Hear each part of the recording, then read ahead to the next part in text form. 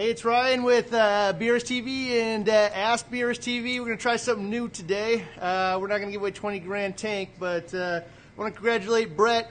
People gave him a lot of hard time for not being excited enough, but I think we caught him off guard. And I'm pretty excited to see his tank. He says he's going to build a thread over on Reef to Reef, so that'll be pretty exciting. But today what we're going to do is something a little different. We've been talking about and previewing the video, the Friday video before it comes out, but I'm sure a lot of people watched it on Friday, and today we're just going to answer some questions. I got a few prepared that it came from, or not prepared, but I wrote down from the comments on the YouTube video, but I'd really prefer to just go ahead and ask them for you guys. And just a couple of, house cleaning things, man. I just want to welcome everybody from the hashtag BRSTV over on Facebook.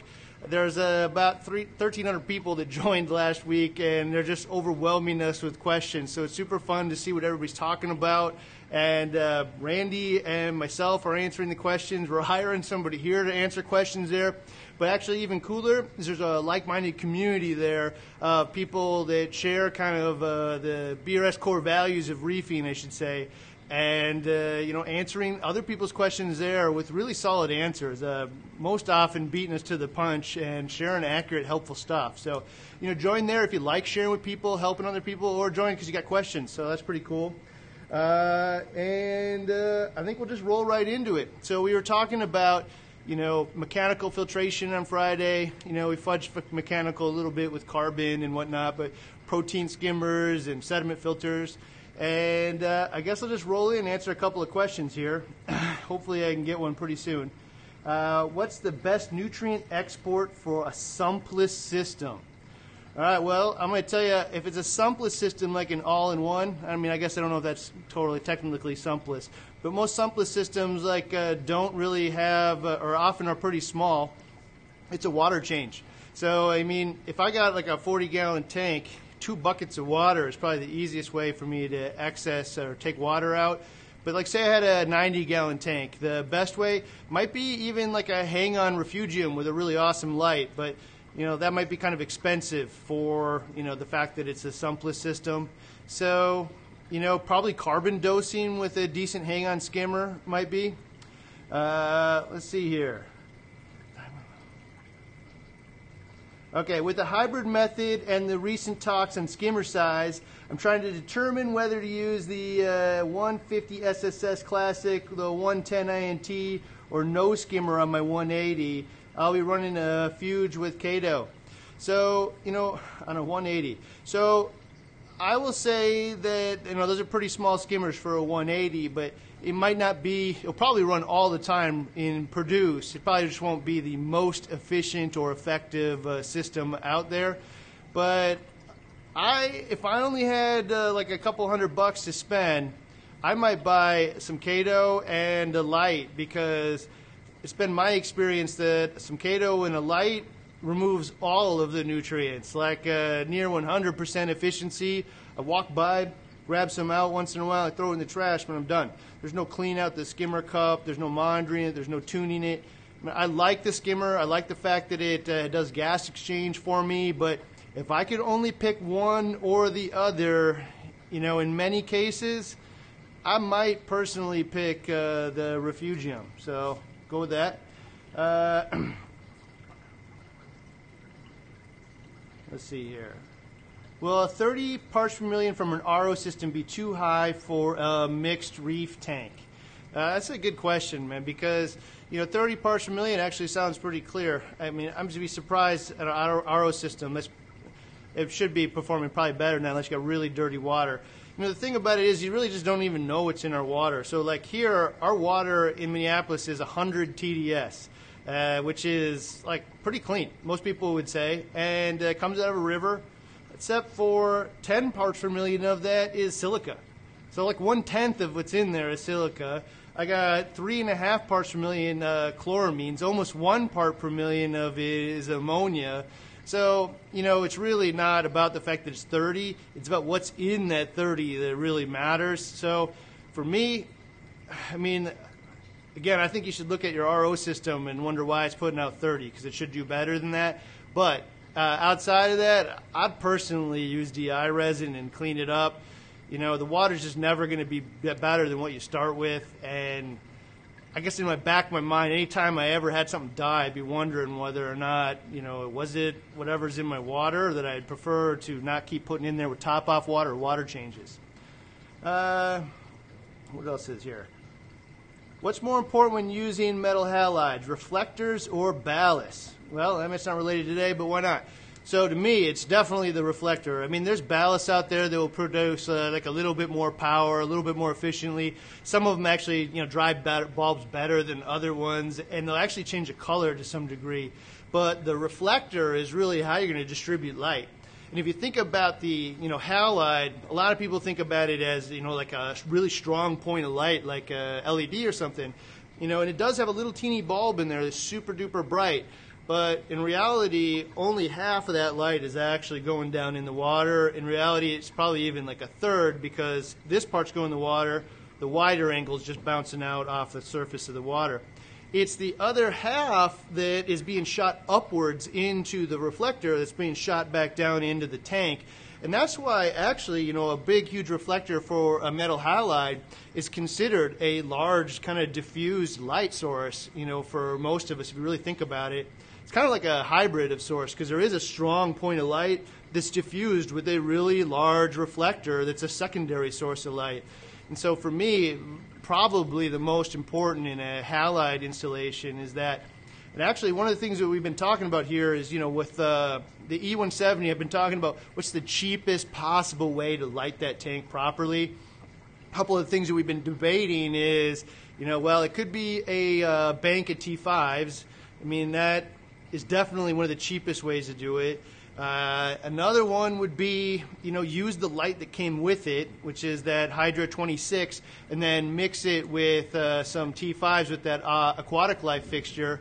But actually, the cheapest possible way to do this, what we found, was a metal halide reflector bulb and a ballast. You know, I'm not really sure you're going to overheat the water in this case, but, you know, with a fan or whatnot, you might be able to get around that. Especially if you're not running T5s with it. But actually, if the only thing you're caring about is results, keeping the corals healthy, a metal halide fixture might actually be the best. In fact, one of the tanks here I thought visually looked the best of any tanks that I've ever seen put up here was RST's tank, which had the LED hybrid from Reef Bright. So it was a small little halide with LEDs on the side. It's not super, super cheap, but mixed with the Radion bulb, I think it was the best looking coloration I've probably seen in any of the lighting installations I've seen here. All right. So does the head pressure for a return pump include vertical or horizontal distance? I mean, I wonder how that's applied. I mean, you should absolutely account for that when you're doing the turnover on your tank. Definitely want to figure out when you're trying to do, especially if you're going to be on the low end, like I'm calculating for 3X.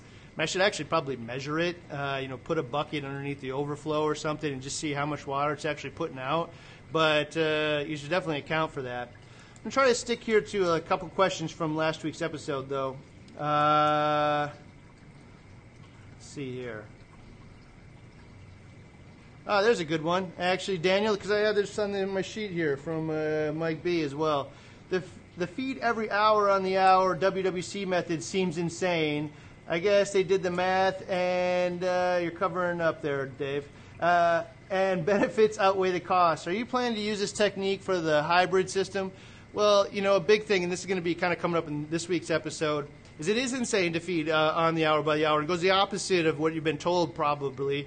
But they have so much coral biomass in this tank that they're just trying to make sure that it has enough nutrition for the corals, not just phosphate and nitrate, but hopefully amino acids and proteins. And they're blending this up in a food processor, so it's really hitting like all kinds of different sizes. I think they're mixing in particulate foods and whatnot with it. And it's probably not even realistic to actually be able to feed on the hour by the hour for an average person. But that doesn't mean that I can't feed it in the morning and that I can't feed it at night and put an auto feeder, you know, on the tank during the day. Like, You can feed pellets with an auto feeder. You can feed things like reef chili or whatnot with an auto feeder. So it's not that you couldn't be able to do this at home. It's just that you wouldn't be able to do it the exact same way. It's probably going to be like way more nutrients than the average person would need. So I wouldn't recommend it. But what I would say is, the way that they're managing the nitrate and phosphate buildup in that tank is just by monitoring how much goes in. So if you're putting a bunch of food in the tank and you got your filtration working as best as it's good, or it can, you got your skimmer running the best it's ever going to possibly run. You're changing out your filter socks like you're gonna, whether or not that's the best, it's the most realistic change out that you're ever going to do. If everything's going the way you're going to do it, the water changes are the same, and you're feeding the amount of food you do, and nitrate and phosphate are still going up, well, stop feeding so much. It's done. That's the end of the equation there. I mean, go add more filtration if you want, but really you're probably adding too much food for this tank. So just slow it down. But in this case, I mean, they're adding that much food and they're still just maintaining the nitrate and phosphate levels that they'd like. So, it working for them. The big part of this is the differentiation, though, between a brand new tank, like that tank in that first 2 years and a tank 2 years after. 2 years, in the first 2 years, there's all kinds of things fighting for, what's going to populate that rock and the ecosystem in there. And it could be cyano, could be dinos, could be coralline algae, could be corals, could be a microfauna, could be all different things. But in the beginning, anything could happen. So, really, it's more work to maintain that tank. We probably want to maintain lower nutrients in the beginning. And then after that, 2 years down the road, or even a year, depending on how good you are at this, you can start to let it slide a little bit, and probably the amount of nitrate in the tank really doesn't even matter as much as it did back then. Phosphate, most of us are still going to want to leave it down pretty far just to make sure that we're getting coral growth. And, WWC teams feels really strongly that high phosphate ruins the coloration of the corals. So, I would really think about that. Let me see if I can find another one here. Valerie said here, no release date on the Trident. I agree. Those guys are working super hard on that. For me, that's going to be the coolest thing that's probably, really ever entered our industry. And I know there's other ones out there currently, but I'm waiting for one that I can really rely on, specifically one that, goes to apps and technology that I already use. But if you don't get it out soon, I might gravitate and try another one. But, for them, man, I think it's really cool. For me, when I'm doing all the tests here on all of the, experiments we do, one of the things that I see almost immediately with all of the tests is the calcium and alkalinity consumption correlates with coral growth right away. Meaning if I turn the lights up and it starts producing more energy, I start seeing immediately more calcium and alkalinity uptake. So if you can see that stuff by the hour, I can change my lights 5% and see 5% uptake of calcium and alkalinity increase. Bam, and I knew I did the right thing. If I increase it 10%, my lighting or some other thing, and then all of a sudden the calcium and alkalinity starts dropping, I know that I actually are inhibiting the photosynthetic process and slowing down growth. So once that Trident comes out, I think that you're going to see a tune in your tank specifically with alkalinity that will really tell you in real time and day by day, hour by hour, what I'm doing is working or it isn't. And so I'm pretty excited about that. But I'm not really sure when they're going to come out with it. Let's see here. Okay, James here. When we go to feed mode, would turning off the carbon reactor during the feed cycle or 1 hour later be a good practice? I think that's a pretty good question. So, yeah, I mean, absolutely. Especially if I'm feeding liquid products, like amino acids and all those kinds of things into the tank. Turning off your carbon would be a good way to not waste those expensive products. So that's why it's nice to have feed modes on your controllers and stuff, because it can tell you to do all kinds of different things. It can turn off my skimmer for an hour. It can turn off my feeders, or it can turn off my carbon. It can turn off really all kinds of things, my return pump, the flow in the tank or whatnot, just to allow the stuff to cycle around. I would say that carbon tends to be way less efficient after a couple of days, so I personally don't get super wrapped up in it, and I may be wasting some of the nutrients in the first couple of days or whatnot, but I mean, if I was going to run ideally and I didn't want to waste my money by having the carbon pull out good things, I mean, I do that same thing with the skimmer too, I guess. You know, just make sure that, you know, all this stuff is turned off for an hour or two. And something like a skimmer, it doesn't need to run all day. I mean, you could turn it off for 6 hours if you wanted to, just to make sure that all that stuff is staying in the water. You know, you could turn it off during the day when the, you know, or at night, either one, when you think the coral's most likely to capture some of that stuff. Ryan, can you stock the Pax Bellum? Man, I've been begging those guys over at Unique Corals to let me sell that thing, and the fact is they just don't build them fast enough for the kind of volume that you guys would buy them if we started promoting them.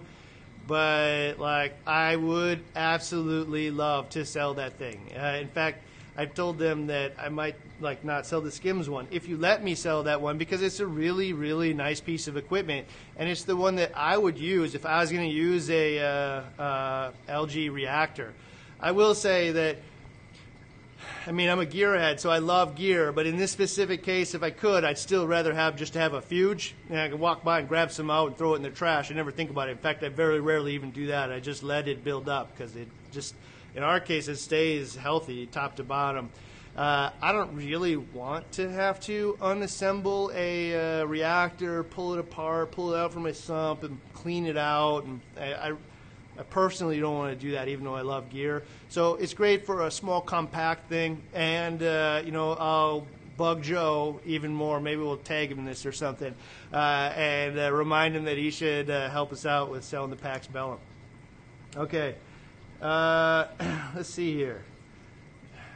All right, how about this one? Is Zeovit enough to be used in a media bag as long as you shake it often? Zeovit enough, using a media bag. So I imagine you're talking about using the Zeovit Rocks in a media bag and then just shaking it often. Man, I don't know why that wouldn't work, to be honest, you know, as part of the Zeovit program. You know, part of the Zeovit program, though, is like you follow that thing like to the T, to the best of your ability, and you'll be able to reproduce the results that you see in there. So straying from it just because there's a little bit of a mystery in there is always, you know, not the best thing in the world. So, you know, if I, you know, could only afford it, or I didn't have the room for it or whatnot, and I wanted to run Zeovit, could I use a bag of those rocks? I'd have to put it in a high flow area, like maybe I could put it in, you know, something like one of those cylinders that goes in your filter sock area. I haven't done this, so don't quote me on it for sure, but put it in an area like that where water's going to actually flow through it, and manually just kind of shake it a couple times, or, you know, put it around the baffles of the sump and just kind of shake it up, you know, once a day manually with my hand. I mean, I don't see why that wouldn't work, to be honest. So, you know, absolutely give it a shot. All right. Retro Reefs, 100-gallon standard versus a 750 XXL for an SPS reef. You know, I mean, kind of depends on the money you got, really, because the XXL, you know, comes with a nice stand. It's tall, comes all together. You know, you don't really have to shop for a lot of plumbing stuff because it's going to be cheaper in that manner. But really, it looks nice. So, you know, this is going to go in your living room, you know, and, you know, if you got a, you know, $5 couch that you got at a garage sale, like, I don't know, man, I would guess I'd get the, you know, whatever tank fit that decor. But, you know, if you spend a lot of time making your living room look nice, man, this is a piece of furniture that's going to be in there. And, I don't know, I want it to look nice. The rimless look is really sharp. And, you know, the one thing I will say is I personally hate having the overflow in the tank. Kind of prevents some, you know, flow, and you'll see this in the flow episode, actually. But it, you know, prevents some flow in the back of the tank by having the overflow jut out. But I asked the team here this the other day, you know, on our customer service meeting, you know, what they would prefer. And almost all of them would prefer to have the overflow in the tank so they can butt the tank up against the wall, you know, and have it look nice and clean that way without exposed plumbing, and have it go through the bottom. You know, ideally, all of them actually said they would prefer just to cover that area up, kind of like the Red Sea Maxes do, where it's a coast-to-coast overflow, and then there is, like, you know, 5 inches that covers up all the plumbing and goes to the wall, and it has both you know, effects. I don't have that overflow in the tank. But in general, I think that, you know, with a 180, you have options. A just standard one, you have options to go out and buy your own type of like Ghost or Synergy Reef Overflow, or you know, you can really do whatever you want. Drilling it is super easy. The first, especially in a thick tank like that, first time you do it, you know, you'll say, man, this was like butter, man. I wouldn't be afraid of it at all personally. And you can really customize it, but I gotta say, I think a lot of people just want a nice, sharp-looking tank. They get rid of that black trim, and you know, have the stand look nice, have it be tall so I can get in there. The sump, actually, I personally really like on the XXL 750 just because it's so big and open. There's nice little trays in there that can make a refugium and compartmentalize it off if I want to.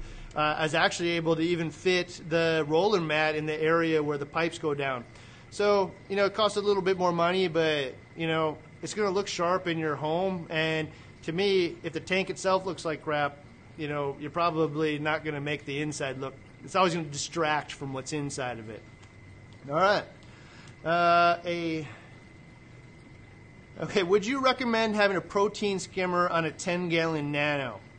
Absolutely not. Like, never in a million years would I ever put a protein skimmer on a 10-gallon nano. And it's just my own personal opinion, but on a 10-gallon nano, a 20% water change is 2 gallons. I mean, I know out front here, Chad has a 37 gallon, the 170 E-Series, and literally, man, he just drained the thing every week and, you know, fill it back up with new water. Like, I would say 80% shot water change once a week. He has tons of fish. He dumps food in there. But it's so easy, man, because the thing's so small. So in 10 gallons, I got noise, I got cost, I got room, I got space. There's just zero chance. Even in things like the 20-gallon Nuvo, man, and not only that, but those tiny skimmers like never work. So, I mean, they work a little bit, you know, so, I mean, if you're really, really adamant about it, or if you're going to have tons and tons of fish in a small area, which you shouldn't have anyway, and you need the gas exchange, I guess, but I can't think of a scenario where I would run one like that. So,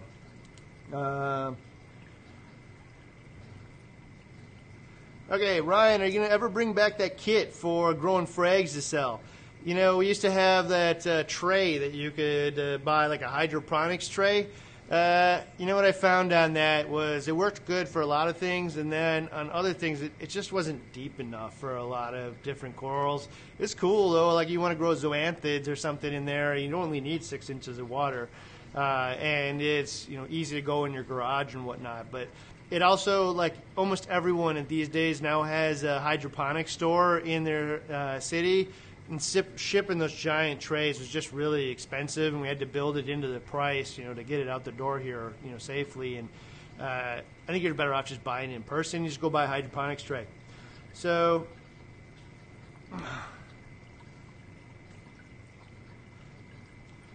Ryan, what do you think you will achieve with the coloration the WWC has with just radions, or do you see your team adding T5s in at a later time? So we're deviating again a little bit from, you know, last week's topic, but I don't care. So I don't know, man. You know, to be honest, you know, we're going to have just radions on there. It isn't the same. You know, the coloration on the 293 they have there is, if you only saw it, you would say awesome and high five everybody in the room that created it. And then if you look to your right and you see the 500, you say, oh, that's even awesomer. Oh, what's happening here?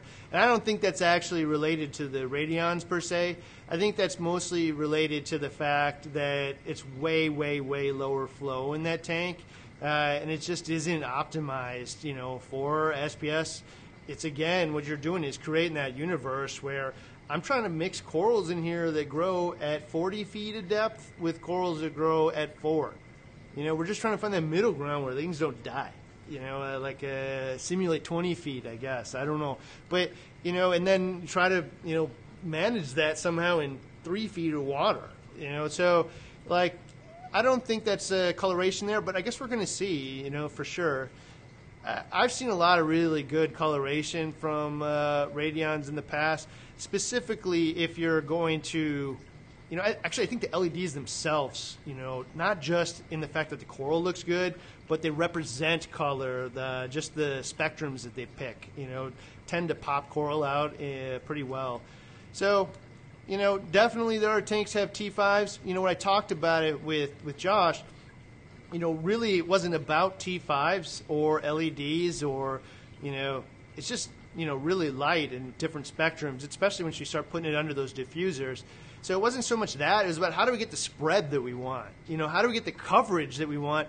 And for, WWC, it would just get kind of ridiculous. For a tank like the 900, it's 4 feet front to back. The amount of radions on this thing would be, absolutely ridiculous. So why not just add in a couple of pretty cheap T5s to, compensate? It just makes more sense economically. And in fact, on the XXL 750, this is really kind of a dreamish tank. We got other tanks that we're going to show you how to do it in other ways, but we're spending a fortune on these lights. There are, 10 XR15s on the top of this tank. So, there's $4,000 in lights are up there. I haven't tuned them yet, but I imagine they're going to be turned to, I don't even know. If it goes past 50%, I guess I'd be shocked. But, they're going to be turned down quite a bit to get into that 150 to 350 range as in much of the tank as possible. Really shooting, again, for that 250, maybe 100 either way. And, really, I don't think we're going to see a lack of anything from the T5s. I guess we'll see. But it sure looks sharp. And that was the other point. When we decided what we're going to go with, I'm just not a big fan of hoods in most cases. This one looks really sharp, but it's suspended, so you got to find a way to hang this super heavy thing, man, from the ceiling. It takes 3 of us, so somebody has to hold one side of each side, and then you have to get somebody in the middle to move it around. And, I got steel bars in the ceiling to hang up the whole thing from our drop ceiling here in the office. At work, man, I'm just not a big fan of those things. So, we would have probably used the aquatic life thing, but we'd have a lot of cords and whatnot from that. And I was just looking for something that's going to look super sharp in our lobby as you come in. So, I was willing to spend the money to get the desired look and go LED only. But also, there's a message in here like that. If you're going wall-to-wall SPS, you need to really think about coverage, shadows, and evenness of the light. If you just throw a couple XR30s on there, you're going to be super happy as long as you got a mixed tank and you're thinking about where the corals are going to go. But if I want wall-to-wall SPS, top to bottom, in every corner and nick of this tank, and I just want it to be a showstopper, well, I got to think showstopper mentality to try to achieve that. So I definitely think we could have done it with, a row of XR15s, and I think you could have put in just some T5s on the side. In fact, one of my favorite solutions, I think would be even cheaper, would be just a whole ton, probably 10 AI primes. Now, for me, I really like the diffused look. You couldn't get me to use a non-diffused LED or an LEDs like the Kessel, where all of the LEDs come under a single lens and they're blended really well. To me, when you look at it, really, I take the spectrometer and I'm underneath the glass shooting what the spectrum looks like. Without the diffusing, it's the Wild West. You hit it one time or not, and the spectrum is just all over the place. And green and red and blue are shooting all over the place. And, you could say maybe it doesn't matter, but, if you're going to say that spectrum doesn't matter, well, just throw the whole thing out, man. It's like just nothing matters then, I guess. I just can't imagine that argument that, having the Wild West, the spectrum, shooting it all over the place. If you can visually see it with your eye, with red and green and blue shooting all over the place, it's definitely the coral noticing it. So that's a big deal for me. All right. Is there a roller mat on the hybrid tank? Is there a roller pad that would work in an all-in-one tank? So we did put the roller mat on the hybrid tank, and you saw that last week. It's the new compact version. They, saw the opportunity here. Help spread the word about why this is really nice to not have to go down there and change them out all the time. And they built one that works in a small environment, so you can just set it down basically anywhere. If you want to cut out your filter sock thing, but you might not even have to do that. You can even hang it on the side of the sump. It's got US fittings on it, both barb as well as threaded MPT on it. So, there's no universe where I could use one of those, and I wouldn't especially if I'm not running a fuge or anything. You know, if I'm going to use a filter sock or pad material of any kind, there's no universe where I wouldn't. As far as in all-in-one, I mean, I don't think you're ever going to really see that. You know, it's going to be so small. I mean, by ever, I just don't see it going to be in the near future. It would have to be so small, and it'd have to be by a manufacturer that, you know, makes it specific to their tank. Like even the ones from Clear that CoralView distributes now, you know, it fits in the filter sock, but like it doesn't really fit in the Trigger ones because their socks are a little bit oval. Doesn't fit in the Red Sea ones because they're a little small. You know, it fits in their ice cap ones. I think it might fit in the skims sumps. I'm not totally sure. You know, it does come with its own contraption that you can kind of put it anywhere, just like the roller mat version. But it's really hard to make something totally universal, and so I just don't think you're going to see it in all-in-one. You know, if you happen to have an all-in-one like the Red Seas that have the ports in the bottom, you can put in a sump, and you know that would work, of course. All right. Best nitrate test kit. Yeah, I absolutely have one. So if you're going to use, if you're going to measure nitrate, which, man, I think you should do once a month. You should have an idea of where, you know, the pollution in your tank is going. Am I feeding too much? Am I feeding too little? And if it's only for that, I would use the NIOS one for sure. And it's only for me because it's like it's probably half the time to perform the test. And for me, it's the easiest one to read. So like, for me, if I don't know which color it is, it's garbage. I just like, how can I rely on it? And for me, I just have a hard time reading those things properly. The NIOS one for me is the easiest of the bunch to read. However, you know, it's really only accurate to me down to like the couple parts per million, which I think for most people is probably adequate. You know, most people are not going to actually need to get down below a couple parts per million nitrate. And if you do, the Red Sea is the best. So the Red Sea one, I think the methodology of how they run the chemistry for the test is better, and it allows them to get down to like a quarter part per million, and comes with a color wheel. And ultimately, if you're going to go ultra low nutrients, I don't think there's a better, you know, hobby grade test kit out there. In fact, we used, I mean, I don't even want to go into frustration on this, but hundreds and hundreds and hundreds of different calibrations and settings for the DR3900. This is a couple $1,000 machine to read nitrate, and working with the people at Hawk over all of their different formulations. And ultimately, what we found to be the best for seawater is use the Red Sea and then calibrate the Hawk DR39 with a custom program to read the Red Sea at, you know, several different points and create a curve. And then we created, you know, standards, you know, to make sure that it, you know, hit those things, and remeasured them. We also measured them against, you know, other things with actual tank water, and it was like spot on, you know, as far as nitrate goes, because nitrate in seawater is kind of difficult. But definitely NIOS, man, the easiest. And if you're anywhere between 2 and wherever, good enough. And Red Sea, the best accuracy in the lower end of the range for me. All right. Do mats, socks, rollers, etc. have an effect on the population of pods? Well, I mean, if you look inside the thing when you pull it out, I mean, it's more or less a massacre. There's tons and tons of amphipods in these things often.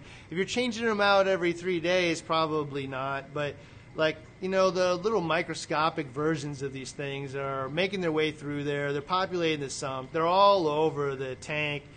Man, I just don't believe for a moment that they're making a major dent in the pod population in the tank.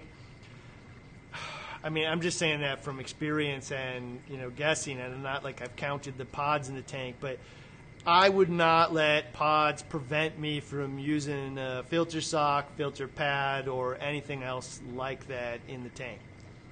All right.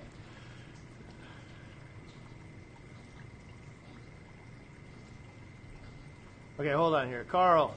Ryan, I still believe the benefits of real live rocks, farmed, can't be replicated with dry rock. I feel the rewards far outweigh the risk to creating a more stable and mature environment. I mean, Carl's not wrong. there is absolutely value in getting rock out of the ocean. Just know what you're getting. And, in the past, it was almost, if it was $3 or $4 a pound, it was boat rock. It had been sitting in some newspaper for 2 months. It, traveled from Fiji to LA on a boat, sat at harbor on both ends for weeks, and then it sat in a storage facility. And so, it's live, it's wet, kept that bacteria and the coralline algae alive. They literally scrubbed off everything else to make sure it doesn't rot. And then there's things, but even then, I still agree. There's like a biofilm that's on this rock. It's just going to cycle faster. It's probably going to have less issues with algae and whatnot. In this initial stage, it's darker, so I just feel like light rock tends to grow algae a little bit more. But man, Fiji's done. They're not going to sell rock ever again. It's possible, maybe I'm wrong, but I just don't see that coming. I just don't see as a viable option. There's some stuff that was coming out of Indonesia. I just don't think that's going to happen again. I think live rock, as is kind of over. So it's kind of a moot point. There's places like TB Aquatics, not TB Aquatics, TB Tampa Bay Saltwater Aquatics that sells, rock that they drop in the ocean, let it sit out there for a year, and then they sell it to you. It comes in bags of water. It's covered in all kinds of corals and stuff. But, I shared this earlier. It was one of the coolest tanks that I've ever set up. It was my very first one. I call it like an instant tank. But, man, there were, parasitic isopods in there. There was all kinds of gorilla crabs, mantis shrimp everywhere. It was awesome because I don't got $10,000 in corals in this tank, and it just was a really, really cool experience. I wouldn't use it personally now just because it's the extreme end. You ship in water, you're gonna have everything is gonna make it. So I think the end result is you're gonna see people taking dry rock and probably places in Florida or whatnot, and culturing it to get bacteria and whatnot and coralline algae on it. For anybody that says dry rock doesn't produce the same results, I just can't ever. There's things that I would just say are just completely untrue, and this is one of them, because every single tank in this whole place is started with dry rock, and this one is started with cement. The Walt Smith. It's not cement. But artificial rock, I think it's pumice or something. So every single tank that you've ever seen in any of our episodes is started with dry rock. There's just tens of thousands, man, if not more, of tanks out there using dry rock to start with. It's, I think, probably 9 out of 10 tanks now are probably starting with dry rock. So this is just not true. Is it harder with dry rock? For sure.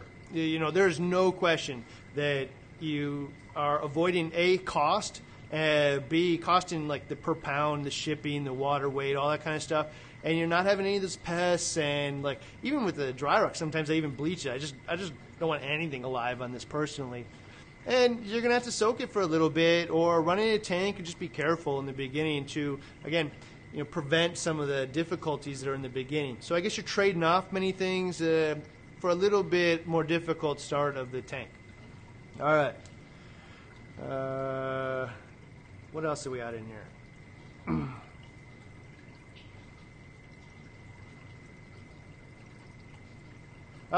Okay. Ryan, how do you feel about ion exchange resins for filtration in place of carbon, such as Purigen? I got to tell you, I don't know what Purigen is, or ChemiPure is a pretty popular one too that has resin in there. I gotta say I got sucked in by some of the experts on Reef Central that basically say there's almost no resin that isn't going to be instantly depleted in a tank environment. I don't know if that's totally true or not. I haven't encountered any resins that would be super efficient in that environment. It doesn't mean it exists. It doesn't mean those things don't work. I just don't use them, and I don't have a need to, because the carbon I know works and is so efficient and easy to use. But ion exchange resin in general, I think in freshwater, like if I mix some of that kind of stuff with carbon or whatnot, freshwater is fairly clean. But in a saltwater environment, it'd be definitely a challenge. Now again, like if somebody told me what Pure Gen was, I'd go research it and I may have a different opinion. But I've never actually looked into what that exactly is.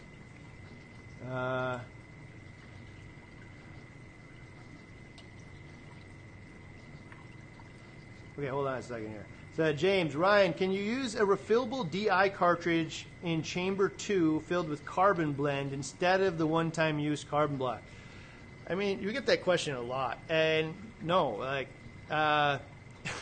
you could use it in there. The problem is you'd get channeling. So if I fill up a carbon block, or a refillable cartridge with carbon, it's gonna. I don't even know if it's going to be cheaper, but it might be cheaper to do that if you bought it in bulk.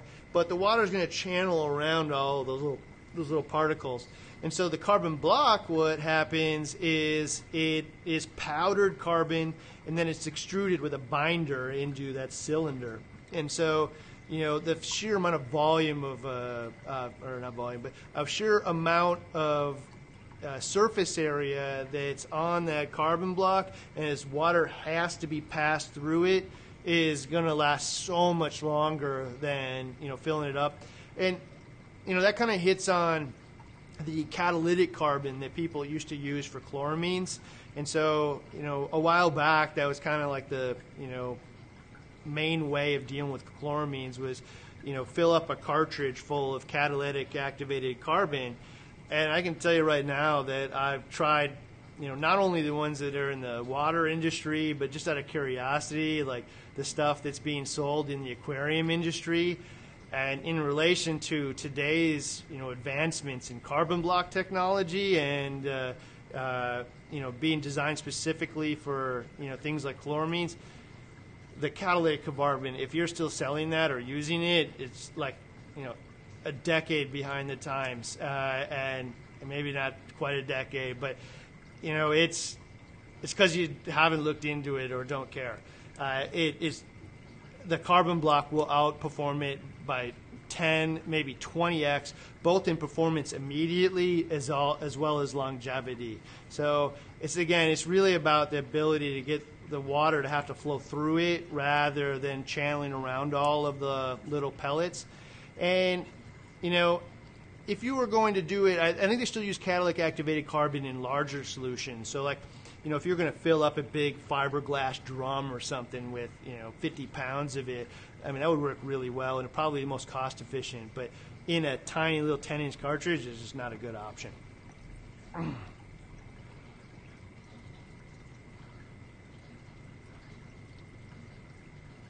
Ryan, can you explain the anion versus non-anion, the difference in your DI resin? Well, I mean, there's like 30-minute videos on this, so I'll try this the best I can. But there's two resins in there. There's one of them that's positively charged, one that's negatively, and each one removes a different type.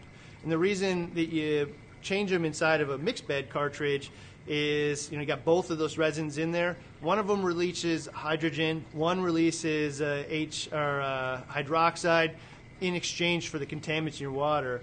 So hydroxide and hydrogen combine to create H2O or water. And so one of the beauties of using a mixed bed like that is the net result is just the creation of more pure water. So the reason that we separate it out, however, is because in a mixed bed, for it to work properly, and especially for the color change to work properly, they have to have like a 50-50 or 60-40 mix of these two, even though the cation is going to last a lot longer than the anion resin. And so what happens is it looks depleted, like you depleted the whole thing, but there might be 2/3 left life of the positively charged resin. So, that's why we split them out in the Pro Series, is so that I can use all of the anion resin, change that out as needed, all of the cation resin, change that out as needed. And the other benefit of it is that it changes the pH drastically. In a mixed bed, it will have a neutral pH. It'll just be 7. after it's going through the aniline resin, the pH drops all the way to like 3, and in the cation resin it goes all the way up to like 10 or 11 or something like that. And so I think maybe even higher. But the extremes changes the forms of the contaminants into something that can be removed. So ammonia is a really good one.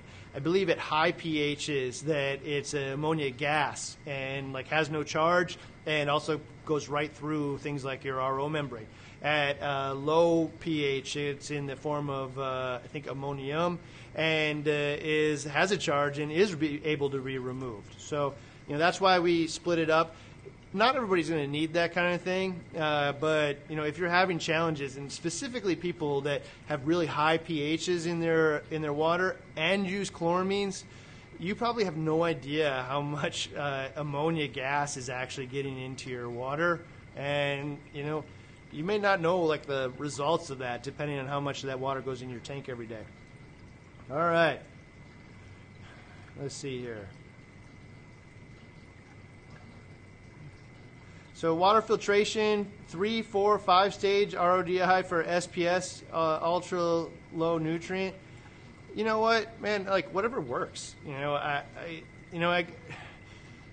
It's hard because I don't want anybody to spend more money than they need to, right? And 4 stage is the default. Sediment filter, a carbon block, RO membrane, and then the DI, and you're done. Like you'll probably not worry about water for like a third or half of you. And there's other people that have all kinds of weird stuff in their water. You just don't know. And so, it just becomes a like ever increasing, peace of mind as a like when you try to, something's dying in your tank. Coral's dying, a fish dies.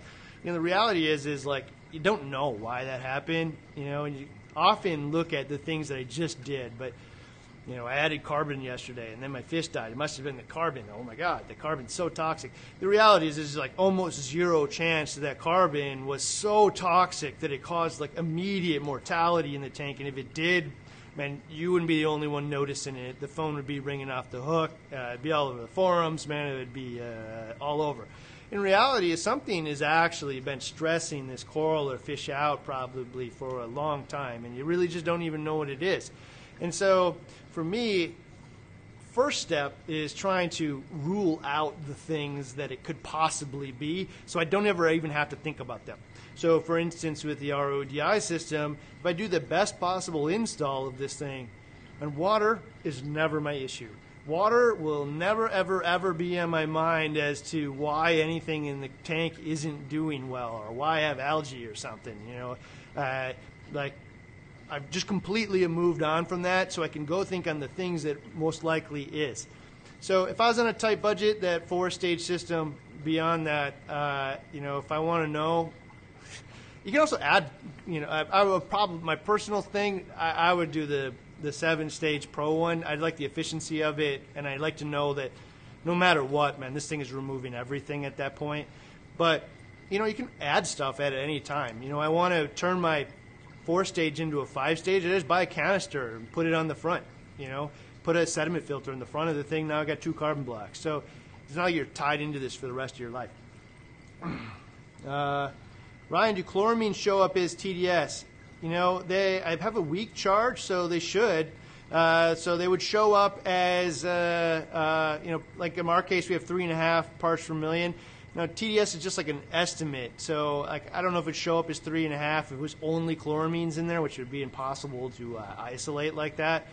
The problem, the scary part, though, that wouldn't show up would be like in our case, we have a 0.75 parts per million ammonia in our water, but it's ammonia gas because our pH here is 10. So the ammonia gas has no electrical charge, so I'd be dumping almost 1 part per million nitrate into my water, 1 part per million ammonia into the water, and the meter would absolutely not read that. 1, because it doesn't have electrical charge. 2, because it's below 1 part per million. So there's some things in there that you just may not want in your water. Like if you had 1 part per million copper, man, you're probably not doing good. So I don't know what the exact threshold for copper is, but there's a lot of different things in the water that if I got all the way up to 1, I'm not probably gonna be real happy about it. So yeah, definitely it could measure it, but more concerning would be the things that you can't measure. All right. Okay, this is a good one. Is relation to filtration. Ryan is starting a new tank soon. I have always wanted to do a fuge, but a friend of mine swears by using sulfur denitrators. What's your opinion on this? Why not? It's cool. You know, I don't think they're super popular. You know, just due to the complexity of it, and like, you know, the more complex it gets, the more fearful that you're going to do something wrong, and the more fearful you're going to do something wrong, or likely. I mean, I'm not setting this tank up for a year. I'm trying to keep it alive for 10, you know, maybe longer. You know, most people upgrade by then, but you know, like, I need to have pieces of equipment that are never going to fail me catastrophically anyway.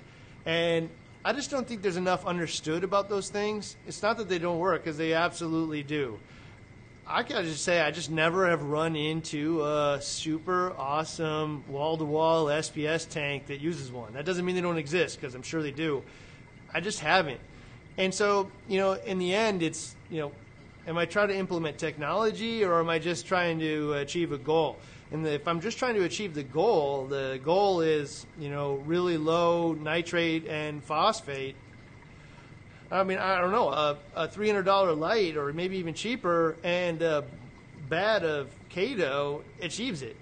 You know, so I don't have to worry about all kinds of different things associated with that. Like, and I'm not using funky algae like Colourpa that may go sexual and explode in the tank.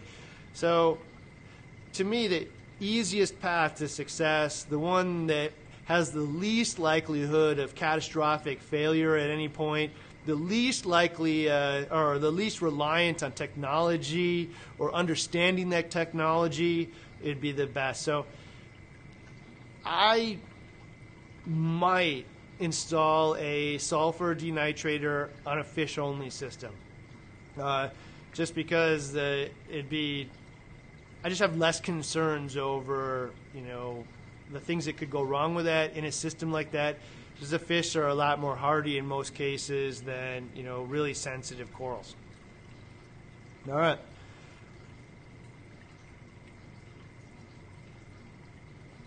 Okay, Ryan, do you need to run a reactor, be it calcium or GFO or carbon, to have success in this hobby? Well, so I guess there's 3 of them. Carbon, man, is $5, and so use it in a bag, use it in a $30 reactor, but it's going to clean up the water so it's not yellow, it doesn't smell, it doesn't look ugly. I don't know why anybody wouldn't run carbon. You know, I actually saw a good post in last week's episode specifically using carbon that, you know, we talked a little bit about whether or not it causes any disease in the tank, and this guy ran a freshwater system or something where they did a necropsy on some fish, and they found carbon in its blood, or from the type of carbon they were using. It was super dusty, and they let it dry out, and they reused it and whatever. And eventually, man, it killed some of the fish that they were using in this commercial facility. And so, I mean, I can't tell you that that was, you know, accurate or true. I can tell you that, you know, the BRS team uses carbon in every tank. I can tell you that WWC uses carbon in all their tanks, and nobody's fish are sick. But also, I mean, we're rinsing it and we're taking care of it. We're not like you're reusing it a billion times or trying to create dust out of it. And we're all using, you know, almost dust-free carbon with the ROX 0.8, the high quality, you know, carbon. We're not using the, you know, cheapest stuff around. So, like, yeah, I would definitely use that. GFO to me is probably one of the most overused medias out there.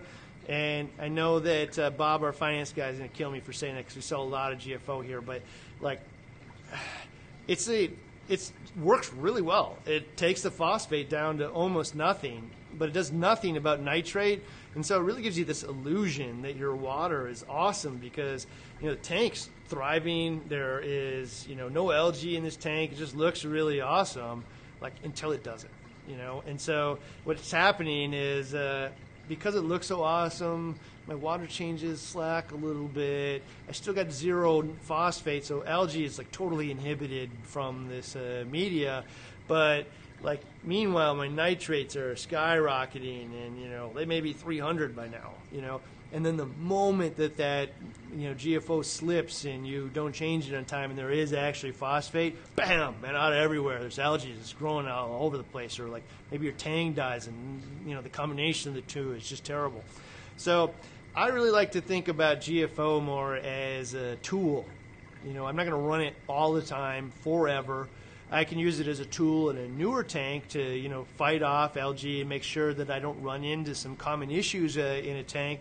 And then also, if I'm trying to manage phosphate later, maybe I don't care if my nitrates eventually get up, over the years, but I also don't want my phosphate through the roof because it may inhibit calcification and coloration.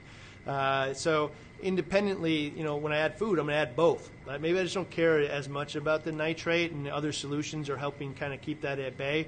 Well, I'll use some GFO to bring it down to the level that I want it at. So in this week's episode, actually, we talk a lot about using lanthanum chloride or Brightwell's Phosphate E, which precipitates out the phosphate in that case.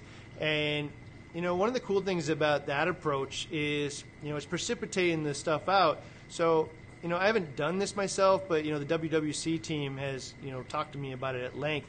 And in reality, I can dose a controlled amount and pull out a controlled amount of phosphate. So with GFO, it just kind of strips it all out. With the lanthanum chloride or phosphate E, I potentially have the ability to say, hey, I got 0.1 phosphate. I want to bring it down to 0.05, and it takes 400 milliliters of this stuff to do it each time. I'm obviously making that number up, but you can find out that it actually does that, and a more controlled method. Hopefully that's the way that it turns out for us as well. Lastly, the calcium reactor was the question. And I got to tell you, I've never run a calcium reactor, and I've wanted to so many times. But every time I got down to it, I just started looking at it like, man, this is obviously complex. I got to manage it and maintenance it. If God forbid there was an issue while I was on vacation, I'd have to explain to whoever's taking care of my tank how a calcium reactor works. I mean, that would just, every time I got to it, I just couldn't imagine doing that.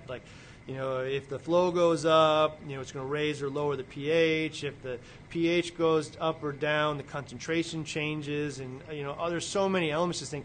It's the coolest thing, I can think of on an entire system, for me, because you are, adding calcium and alkalinity ions, and the corals are taking them up. They're binding them together to create a calcium carbonate skeleton, and then you need those things to replace it. So one of the coolest ways to do that is take, old calcium carbonate or coral skeleton, melt it back into those carbonate and calcium ions, and give it back to the coral. I don't know what could possibly be cooler than that, especially because, theoretically, you're going to add all kinds of trace elements and stuff back to the tank. And you look at the WWC method, all of their tanks are on calcium reactors. And I will say they have a team of professionals there, they really know what they're doing and pay attention to it. Places are open 7 days a week. There's nobody always, going, the whole place doesn't go on vacation at any given moment. So, they don't have the same challenges that you have at home. But I got to tell you, the one thing that's changed that whole thing for me is the, Chemours continuous duty dosing pump.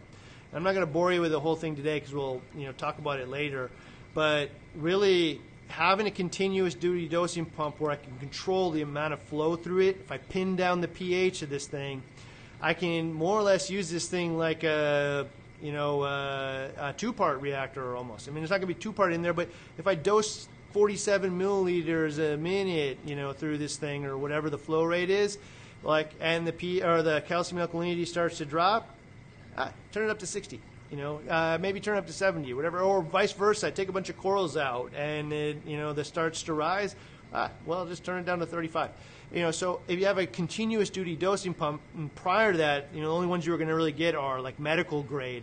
So you'd be spending thousands of dollars on getting one. This thing's just a couple $100 now. And so what you're definitely going to see is the BRS-160 is getting changed over to a calcium reactor. You're definitely going to see it on the XXL 750.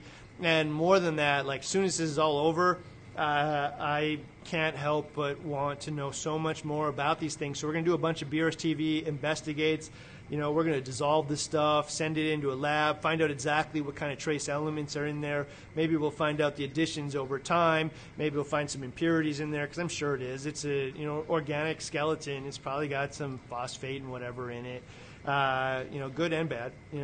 And we're really going to explore this. I'm going to find out what the maximum concentration of any one of these medias are at various pHs.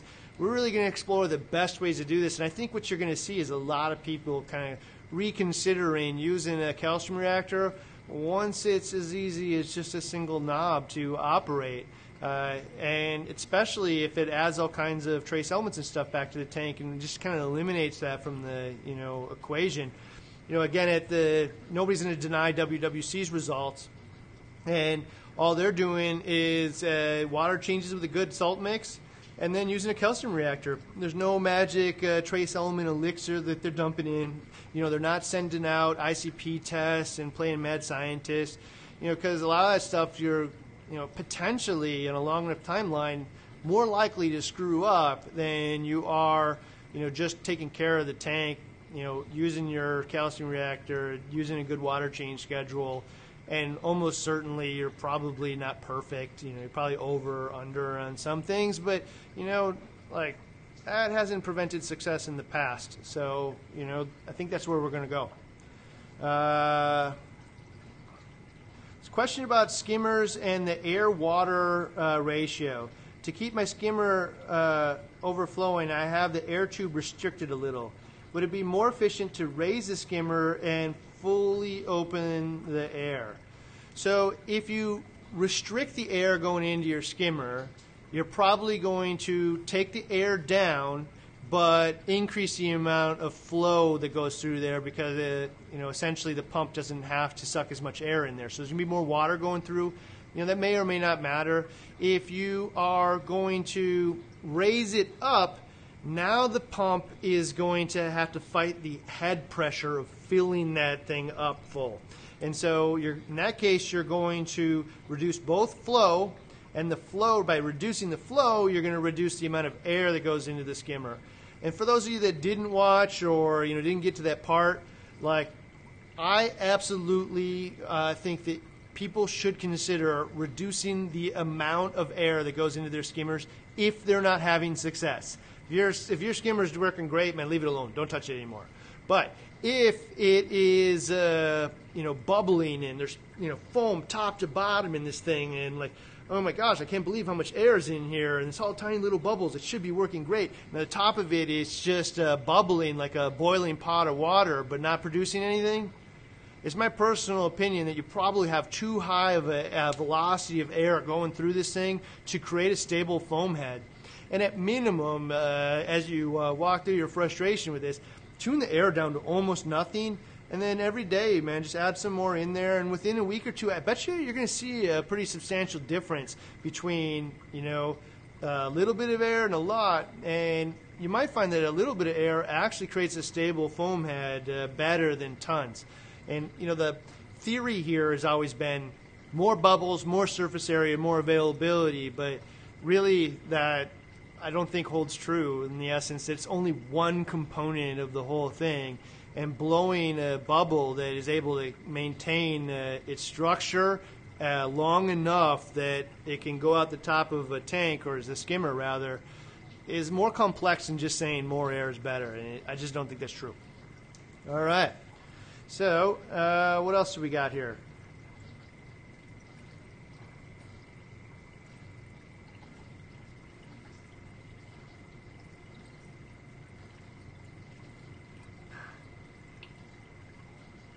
What does the majority here use to remove nitrates? So I don't know. I think Felix is probably talking to everybody out there, but I'll just say what a majority of the people here use. And if you're talking about reducing, that means they're already there, right? And so the easiest way to reduce actually is stop putting so much food in. And, it's not that if it's rising, stop putting so much food in. If it is found in stability, like, at WWC where it's 25 and it's always 25, well, then you can just keep doing what you're doing, depending on wherever it is that you want to be. But, if you now need to remove it, water changes is probably one of the best methods. And the reason I say water changes is, you can do a handful of them, especially if you think about any contaminant really, and it's going to come out. If I start trying to use carbon dosing and dumping vodka or NO3 PO4X or biopellets and all this stuff in my tank, trying to reduce stuff, it's just going to cause all kinds of chains of reactions in the tank. And now all the, especially with carbon dosing, there's all kinds of bacteria and stuff that are going to build up around this available amount of nitrate that I no longer want in the tank. And so it's going to build up, try to create this thing, and then it's going to crash and fall down and try to, build around the real level I want of, 5 or whatever it may be. It's just way better to, do a handful of water changes, get it to 5, and then implement a solution that will keep it there. So removing nitrates, a lot of people have success using, the NO3 PO4X or any one of those carbon dosing solutions. A lot of people have success with the Zeovit system, which also is kind of like carbon dosing. The media also pulls some out. But a lot of people also have success, well, with those carbon dosing things, I will say that I don't know a lot of people that stick with that super long term. And I know there are a lot of people that do. It's just kind of, to me, less stable. And there's one of the things that never has ever been explained to me, in a manner which, meets my satisfaction, is I know for sure what happens if I don't dose enough organic carbon to the tank. Well, I got unwanted nitrate and phosphate. But what if I dose too much? Meaning let's say 20 milliliters a day was the right amount, but for whatever reason, man, Billy Pipes told me I needed 60 milliliters a day, right? And so I did that, and I wouldn't really know because calcium or my nitrate and phosphate is 0. But I'm dosing 2 to 3 times as much as I really needed, and all that organics is in the water. And nobody really knows the effect of that or the buildup of it over time. And I was just making fun of Billy Pipes there. Hope he's not on, but he's a good member of our community. And so, really, I think that one concerns me. It's specifically also in relation to biopellets. I mean, it works. There's no question. We've been doing it for years. I just don't know a whole lot of people that have super duper awesome, knock it out of the park, SBS, wall-to-wall tanks that rely on biopellets. And maybe that's just by chance. I just haven't seen it a lot. And for me, the biopellets are, the reason they use them is because it's, presumably a controlled dose or, it's just, they're eating it off of there as needed because it's not dissolved. But it also seems to me kind of uncontrolled because it's all in there, and I just, anything can happen at any given time. It needs to tumble, and if it's not tumbling, then what happens? So, nitrate, using biopellets for nitrate and phosphate just isn't my favorite. If I was going to do a carbon dose, outside of the Zeovit system that we've done here and other people really like here, I'd probably do the commercial one with the NO3 PO4X just because it's, pretty inexpensive. I mean, it says right in the MDS that it's essentially vodka and vinegar mixed together. But one of the benefits of doing that is there's a big, large community out there. There's instructions on the bottle. There's people to ask based on the concentration of this stuff and how much to use. You're just more likely to hone in on the right amount from the beginning. That doesn't mean if you don't use your research, man, a bottle of vodka is way cheaper or a bottle of vinegar or whatnot. But that would be my choice. For me, though, the easiest way, again, is the refugium. Turn the light on, throw some in the trash. So it's really hard for me to not want to use one of these things on so many tanks now because it's just so easy. And that's the thing that's happened with nitrate and phosphate over the last couple of years, or I should say decade, is it was almost unthinkable, 10 years ago that it'd be so easy for reefers to hit 0 phosphate and nitrate in the tank. And so many people were fighting algae and all kinds of other outbreaks that, the message was reduce your nitrate, reduce your phosphate, reduce it, in every instance. And to the point now that you see somebody say they have a cyano problem, it's 50 people pile on and say, get your nitrates and phosphates down. And Man, I just don't even think that's really accurate. First off, there's a variety of things that could cause cyano, but like it's just so built in our DNA to get to 0, and now we're having the opposite effect of 0. Well, I actually need a source of nitrogen and phosphorus for my corals to build their DNA in turn to build the amino acids, build their proteins. Like if there's no source of phosphorus or nitrate in the tank, or nitrogen I should say, man, the corals are going to be unhealthy. So now, the flip side of that is it's so easy for us to hit 0, like a whole new set of problems have kind of arise. So refugium can definitely do that. The thing about this nice about the refugium though is I can adjust the light and the amount of time that the light's on to or even intensity to adjust the amount that it consumes. And with the carbon dose I can adjust that. I suppose it's just like there's so many unknowns that are happening behind the scenes there. So I guess those would be my favorite methods and some of the kinds of ups and downs of all of them. One of the things I'll just get back to with that cyano question is, like, really, I'd like to see that conversation evolve because it's happening to so many new reefers. And really what happens is the community kind of like makes people feel like they're bad reefers because they got cyano in their new tank, and like for most people it's almost inevitable that they have an ugly stage in their tank, and they're like, it's not necessarily because you're not taking care of it or you're not doing the water changes or whatnot. It's just kind of part of like what kind of wins that initial battle for a short period of time. And I gotta tell you, I know that the WWC team uses things like ChemiClean, like no problem, and it's a solution to a problem. And the community is really kind of train people to think that don't use something like ChemiClean because it's it's not a direct cause. You're band-aiding a issue here. And really, what you might be doing is wiping out all the cyano and giving the tank another shot to rebalance now that it's more stable, and hopefully not let that cyano win next time. So, like, it might not be because you're this terrible reefer. The fact you have cyano, that doesn't mean that they're not, nitrate and phosphate isn't a part of the equation. It just means that, like, we should be a little nicer to people that probably went through the same issues you and I did. All right. So DJ's Reef. Hey Ryan, off the subject, but how's the family? Awesome, man. I love my wife and my 2 new kids. For those of you who don't know, I have a 2.5-year-old, Flynn, and I have a brand new baby that's 2.5 months old with Calliope. So she lets me spend all kinds of time with you guys. So thank you very much to her. Thank you for asking, DJ.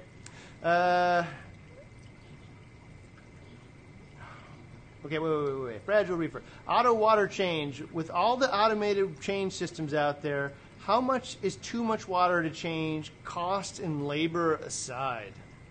I think that's going to be kind of measuring your goal. Like, where do I want my nitrate and phosphate levels to be? That's probably the best pulse on the whole thing. For me, I started at 3%, kind of thinking that's, 3% daily, thinking that's the high side of what I should do.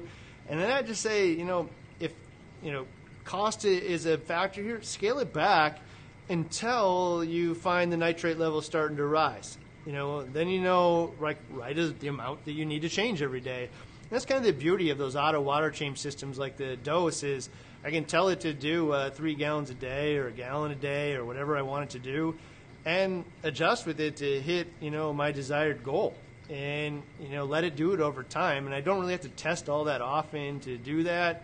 And it just makes something that was so hard, really, and I shouldn't say so hard, just so hard to do consistently, and again, like, that's one of the things we're going to hit at with the WWC thing is there's a team of people that are performing 10 to 15% water changes there every week. Unless you got a team of people at your house willing to do water changes, that may not happen all the time, and, I joke about this a lot, but in the summer, there's a barbecue or something, man, I may very well skip it. What if there's 2 barbecues and a ball game, and I missed it now for a month? So, how much? As much as you need. I think a lot of people start at 1. I start at 3. Find where you actually need for your tank. All right. Take a couple more here, and then we'll call it a day. So what are the benefits of having 2 chambers for a calcium reactor? You know, the common thought here is after that, you know, solution leaves the calcium reactor, it's still got some excess CO2 in the water, and that is going to scrub off that excess CO2 so you don't add the CO2 to the tank. And, you know, just for a reference point, the acidity of the water has a really direct correlation to, you know, or causation, I guess, to how fast a coral can, you know, build its skeletal structure. So, you know, when we use a calcium reactor, we are lowering the pH of the tank. You know, a lot of people will try to, you know, change that. Actually, this leads into a really cool topic. And, you know, we've been using, you know, CO2 media in the past, and one of the, you know, you put that on your skimmer, and then the gas exchange that's happening inside the skimmer now is with like near zero CO2 water, and it just kind of strips it out or gases it off. And now the pH in your tank, you know, can rise. In almost every case, I'm sure there's some instances where that just doesn't work because of, you know, either your tank flow or CO2 levels in your house. But in most cases, CO2 in your house is the reason why the pH went down. And so if we strip that out, the problem is we are, you know, going through that media pretty rapidly. And so, you know, at BRS we made these big jumbo reactors. They cost probably $100, $200 or something, you know, for something pretty big. It may last a month. You know, I don't want to be changing out media every 3 days or a week or something, so we don't, you know, the small ones, you know, it depends on how much air your skimmer sucks through. One of the new cool things I saw on, you know, Reef to Reef recently is somebody actually took the export of the, or the input of the CO2 media chamber and plugged it into the cap of their skimmer, meaning the air that the skimmer is using is now recirculating low pH or low CO2 air. So it's sucking air out of the top of the skimmer, then sending it through the CO2 media, and then pumping it into the skimmer pump, the air pump, which means that it's never really stripping all that much air from the ambient air. It's just taking low CO2 air and cycling it through. Now, I haven't actually done that, but you can be absolutely sure that I am going to do a BRS TV Investigates on that, because we weren't able to release it because there were some issues at the very end that just, you know, mucked it all up. But I can tell you for sure that when we were running the CO2 tests here at 7.8 and 8.3, you know, one of these things was consuming calcium and alkalinity twice as fast, and it was not because there was precipitation happening all over the place. It is because the coralline's growing faster, you know, all of the little crustaceans are growing faster, the corals are visually bigger, and it's because at higher pHs they can just lay down skeleton faster. Now, for a lot of people, I don't want to buy that media all the time, but, you know, in reality, if you're spending $1,000 on corals and I can grow my corals twice as fast, that media might be the cheapest thing you put on the whole tank in terms of results. And even better if now it lasts 6 months or something because I'm just recycling air through it. So I'm pretty excited to see how that all pans out. There's actually a thread on that. You know, hopefully I'll ask somebody to post that in the comments of this once it goes live, because it was pretty cool. All right. I'll ask just 2 more here, and then we'll roll. Let's see here.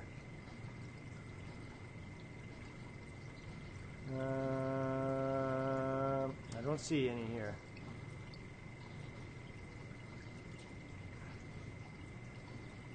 What's the current nitrate and phosphate level in the tank behind me? That's a good question, because it's 0 and 0.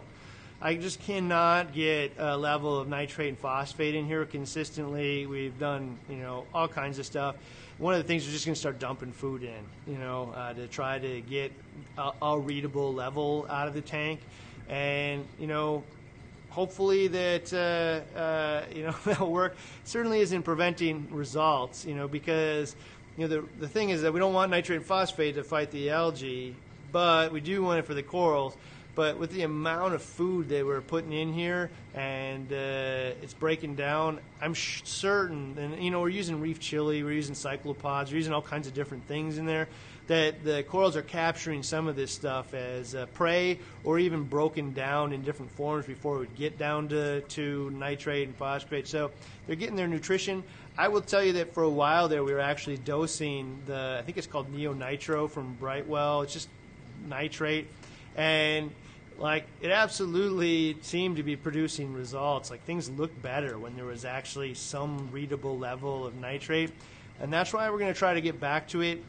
I personally just didn't like the whole concept of dosing nitrate. I really want to focus on protein input, just like the WC team does. Like when I met them and talked to them about it, it was like, hallelujah, finally somebody understands me.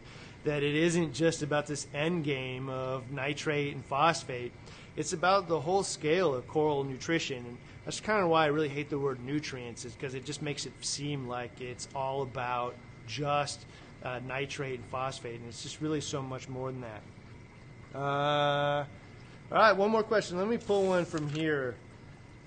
You know what I really want to hit on is, again, is Mike B here had, you know, overall, I'm really torn by this WWC hybrid series, and its overall effect is supposed to be for. Don't get me wrong, I absolutely love the information. It's super great, but at the 248 mark, you say one of the cornerstones of what WWC does is regular, consistent protein input on the hour, every hour. That's really only possible if you have an army of workers that do this for you, which isn't something hobbyists has. Sure, you have an auto feeder, but auto feeding dry food every hour might not have quite the same effect as people have over fleshy stuff like mysis. Ultimately, all the water changes, parameter checking, feeding, etc. needed to do it just like the WWC method would be. At the end of the day, it's a full-time job just to take care of the tank. I can't agree more, and they'll agree right along with me that this isn't necessarily applicable, you know, their method, applicable to a home environment. And that's the first thing I saw. You know, they don't really like aquarium controllers, you know, in most of the tanks, because it's just kind of another piece of equipment that may fail. They don't like heaters because it may be a piece of equipment that may fail. But I live in Minnesota, man. I need a heater. I also, you know, go on vacations, man, sometimes weeks at a time. I need a controller to tell me that something's wrong. I need to be able to call somebody and say, hey, save my like many $1,000 investment from dying. I don't want to come home to a stink fest, you know.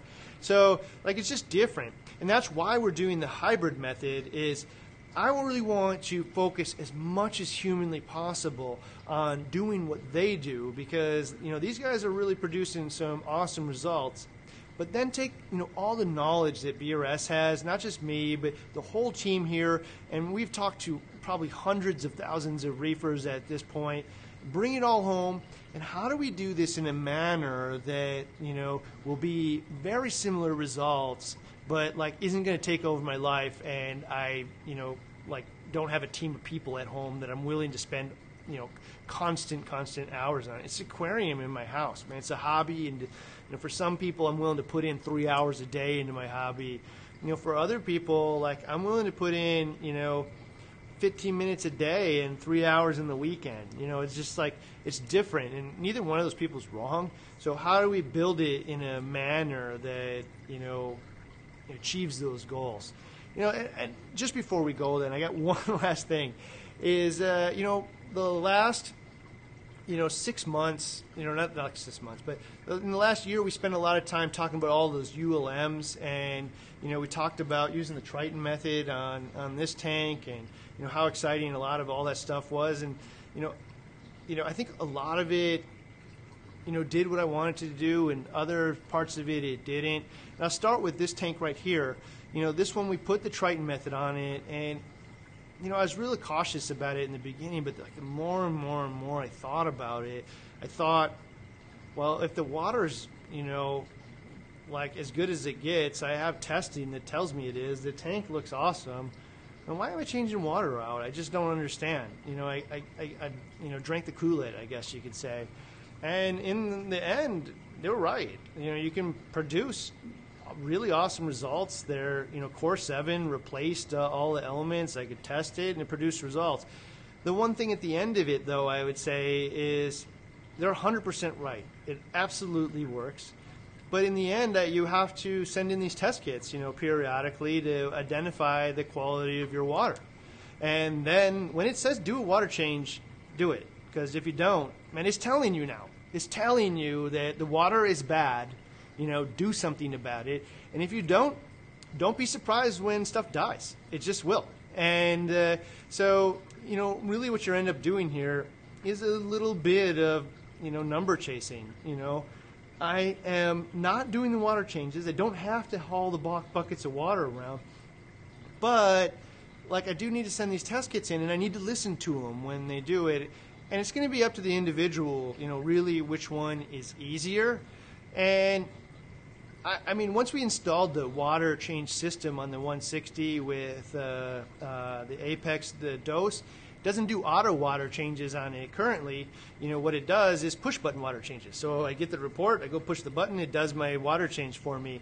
And, you know, the thing will usually say, you know, do 10% change or do 3 of them. Well, man, I really don't want to do 3 of them. The whole reason I got this thing is so I didn't have to do that, you know. But, like, if it's push button, like, I go push it once, and then I come up to it a few days later, push it again, a few days later, push it again. Boom, I'm done. Man, like, I did what they told me, and I'm going to have results because of it. So, you know, there's a blend between all of this. But, you know, in the end, I think, you know, for some people at least, just doing the water changes to begin with and avoiding all that kind of stuff, you know, really maybe ultimately easier for some people. So, and then we took what we learned from that and we applied it to the the ULMs in my office, and I'll just tell you right now, like, one of them was just stupid. You know, so we did the softy tank and we did the LPS tank, and I mean the softy tank is phenomenal. I think I'll probably post a video of it today so you can go see it. You know, if you want to go to my Instagram, it's just BRS Ryan or Ryan BRS, you know, one or the other. You can go to my Instagram and you know, see what it looks like. But this tank is phenomenal, and what it gets done to it is literally nothing. You know, so you know the only thing we're doing in this tank is doing some auto water changes and putting some food in the top. If you want a tank that requires like 0 effort, man, here it is. You can mix up a vat of water once a month or whatever size vat you have, and put an auto feeder on the top of it, and what you'll have is a really awesome display in your home, that everybody will say is super cool. In fact, we all know that most people think that corals that move are the coolest. So most people that visit our homes anyway. So that tank may actually be the most impressive display with the littlest work possible. This is ultra low maintenance ULM all the way. And then I'll say the LPS one is probably going to be right behind that. And one of the things we're exploring with it is the all reef, which is the calcium formate mixed with some stuff from the guys over at Tropic Marin, which is like a 1-part calcium and alkalinity additive. And like in that case, I think we're going to have the same results, like almost no effort, super awesome looking tank, built a little bit more for reefers who don't care about swaying corals and stuff as much. And it's going to be a really awesome LPS tank. And the SPS tank we just took down and, replaced it with that 170. And, I know that we could have set it up as an ULM, and I know we could have, achieved the results we were looking for it if we wanted. But, after talking to a lot of people and what we were going to do with it and just my own internal viewpoints, I just felt like it was the wrong message to tell somebody that you can do a SPS tank with as little maintenance as possible. It's just like the wrong mentality for this type of tank. And doesn't mean that it can't be done. It just means that, like, taking responsibility for, the information that we're sharing and getting it to the right people at the right time. I just didn't think that message was solid. Like, you should know that this actually is a harder tank to take care of. You should put some more effort into it, and like going into it, be ready that that's like a real thing. And so, that was really it. So I'm going to wrap up today. Again, if you want more questions answered, join us every week. And you have to hit the subscribe button with the notification bell to be notified when we go live. So if you're watching this afterward, if you want real questions answered, because I can only get to a handful of them here, you can ask them in the comment section of this video when it posts live or posts afterward. But even more fun, I think, is over on that hashtag AskBRSTV on Facebook. That community is growing super fast, and what's cool about it is, it's not just a bunch of random people. It's the community that watches this stuff is the most engaged in what they do, and are mostly pretty friendly. There's responsibility that's attached to your face when you put it on Facebook. In most cases, you know, you want to make sure that you're being respectful to other people. So it's just a really cool environment to get your questions answered. So, you know, check out hashtag AskBRSTV on Facebook, and I guess I will see you next week. Also, hey, one other thing. If you get a chance in the comments here or, you know, on the video, I'd really love to know, you know, whether or not you like seeing these videos after and answering questions after you've seen that video on Friday. So, you know, doing this video like we're doing it now on Monday, or do you like kind of hearing that pre-roll of what's going to happen in that video and, like, you know, getting your mindset ready about, like, what is he going to talk about Friday, and really kind of thinking about how it's going to come together? I mean, I guess you could say both, but, you know, my wife's going to kill me from all the time that you take from me. But, you know, I just kind of want to know, we're just exploring this whole thing, which one of these things is the most valuable to you. So thank you very much for watching, and happy reefing.